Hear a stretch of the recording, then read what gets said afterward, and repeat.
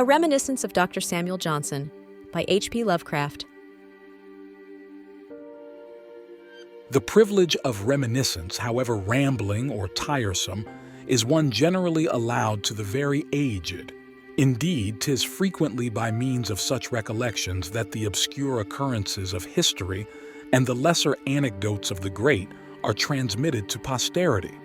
Though many of my readers have at times observed and remarked a sort of antique flow in my style of writing, it hath pleased me to pass amongst the members of this generation as a young man, giving out the fiction that I was born in 1890 in America. I am now, however, resolved to unburthen myself of a secret which I have hitherto kept through dread of incredulity, and to impart to the public a true knowledge of my long years, in order to gratify their taste for authentic information of an age with whose famous personages I was on familiar terms. Be it then known that I was born on the family estate in Devonshire, of the 10th day of August, 1690, or, in the new Gregorian style of reckoning, the 20th of August, being therefore now in my 228th year. Coming early to London, I saw as a child many of the celebrated men of King William's reign, including the lamented Mr. Dryden, who sat much at the tables of Will's Coffee House. With Mr. Addison and Dr. Swift I later became very well acquainted, and was an even more familiar friend to Mr. Pope, whom I knew and respected till the day of his death. But since it is of my more recent associate, the late Dr. Johnson, that I am at this time desired to write, I will pass over my youth for the present. I had first knowledge of the doctor in May of the year 1738, though I did not at that time meet him.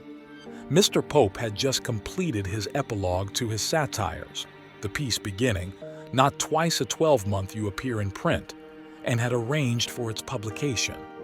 On the very day it appeared, there was also published a satire in imitation of Juvenal, entitled London, by the then unknown Johnson, and this so struck the town that many gentlemen of taste declared it was the work of a greater poet than Mr. Pope. Notwithstanding what some detractors have said of Mr. Pope's petty jealousy, he gave the verses of his new rival no small praise, and having learnt through Mr. Richardson who the poet was, told me that Mr. Johnson would soon be Datteray. I had no personal acquaintance with the doctor till 1763, when I was presented to him at the Mitre Tavern by Mr. James Boswell, a young Scotchman of excellent family and great learning, but small wit, whose metrical effusions I had sometimes revised. Dr. Johnson, as I beheld him, was a full, pursy man, very ill-dressed and of slovenly aspect. I recall him to have worn a bushy bob wig, untied and without powder and much too small for his head. His clothes were of rusty brown, much wrinkled, and with more than one button missing. His face, too full to be handsome, was likewise marred by the effects of some scrofulous disorder, and his head was continually rolling about in a sort of convulsive way. Of this infirmity, indeed, I had known before, having heard of it from Mr. Pope, who took the trouble to make particular inquiries. Being nearly 73, full 19 years older than Dr. Johnson, I say doctor though his degree came not till 2 years afterward, I naturally expected him to have some regard for my age, and was therefore not in that fear of him which others confessed. On my asking him what he thought of my favorable notice of his dictionary in the Londoner, my periodical paper, he said, "Sir, I possess no recollection of having perused your paper, and have not a great interest in the opinions of the less thoughtful part of mankind." Being more than a little piqued at the incivility of one whose celebrity made me solicitous of his approbation, I ventured to retaliate in kind and told him I was surprised that a man of sense should judge the thoughtfulness of one whose productions he admitted never having read. "Why, sir," replied Johnson, "I do not require to become familiar with a man's writings in order to estimate the superficiality of his attainments, when he plainly shews it by his eagerness to mention his own productions in the first question he puts to me." Having thus become friends, we conversed on many matters. When to agree with him, I said I was distrustful of the authenticity of Ossian's poems.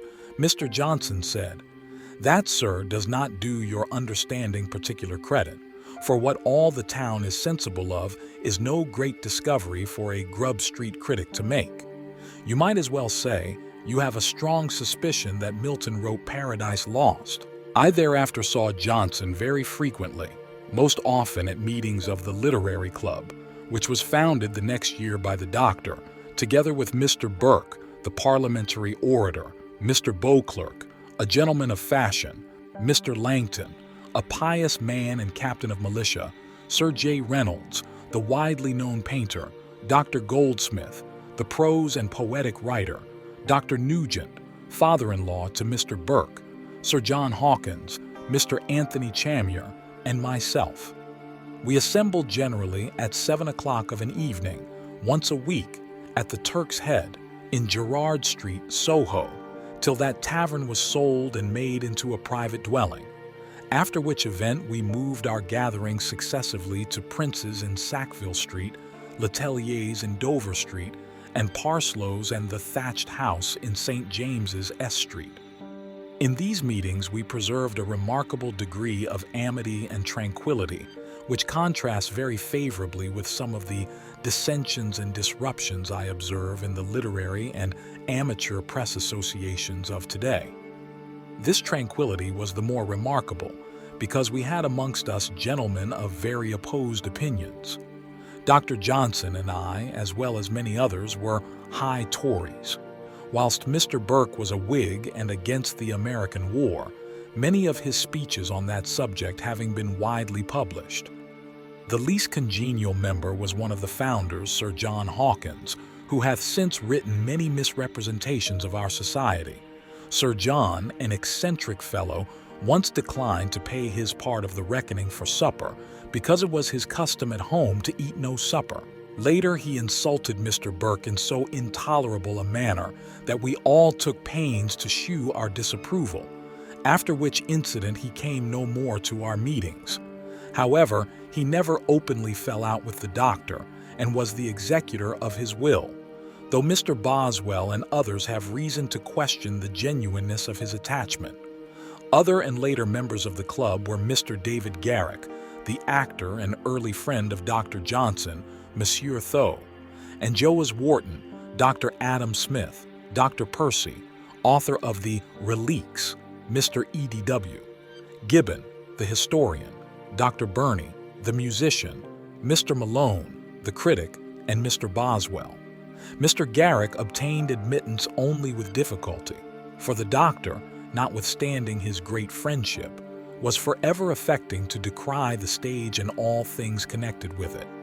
Johnson, indeed, had a most singular habit of speaking for Davy when others were against him, and of arguing against him when others were for him. I have no doubt but that he sincerely loved Mr. Garrick, for he never alluded to him as he did to Foote, who was a very coarse fellow despite his comic genius. Mr. Gibbon was none too well liked, for he had an odious sneering way which offended even those of us who most admired his historical productions. Mr. Goldsmith, a little man very vain of his dress and very deficient in brilliancy of conversation, was my particular favorite, since I was equally unable to shine in the discourse. He was vastly jealous of Dr. Johnson, though none the less liking and respecting him.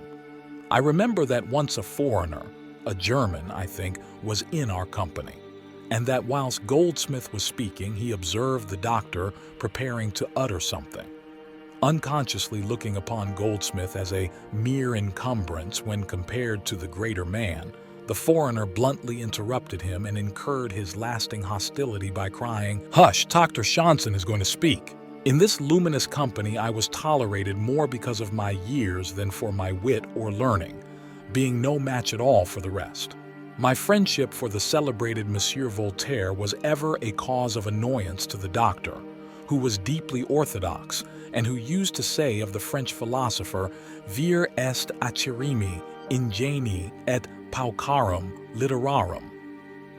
Mr. Boswell, a little teasing fellow whom I had known for some time previously, used to make sport of my awkward manners and old-fashioned wig and clothes. Once coming in a little the worse for wine, to which he was addicted, he endeavored to lampoon me by means of an impromptu in verse, writ on the surface of the table. But lacking the aid he usually had in his composition, he made a bad grammatical blunder. I told him he should not try to pasquinade the source of his poesy. At another time Bozzy, as we used to call him, complained of my harshness toward new writers in the articles I prepared for the monthly review. He said, I pushed every aspirant off the slopes of Parnassus. Sir, I replied, you are mistaken. They who lose their hold do so from their own want of strength, but desiring to conceal their weakness, they attribute the absence of success to the first critic that mentions them. I am glad to recall that Dr. Johnson upheld me in this matter. Dr. Johnson was second to no man in the pains he took to revise the bad verses of others.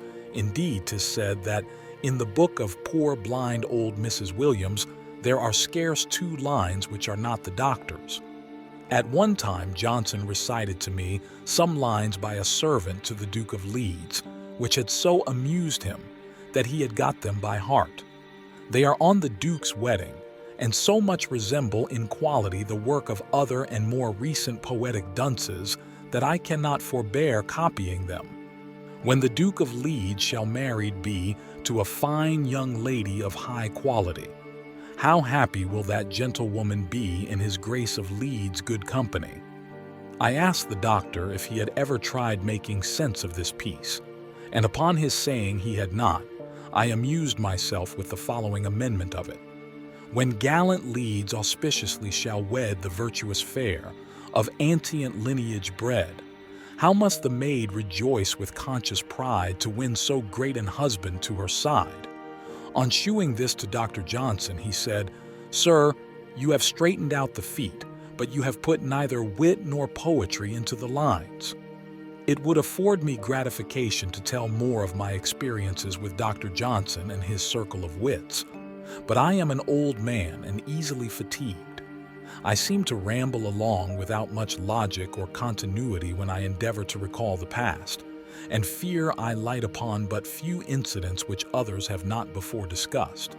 Should my present recollections meet with favor, I might later set down some further anecdotes of old times of which I am the only survivor. I recall many things of Sam Johnson and his club, having kept up my membership in the latter long after the doctor's death, at which I sincerely mourned.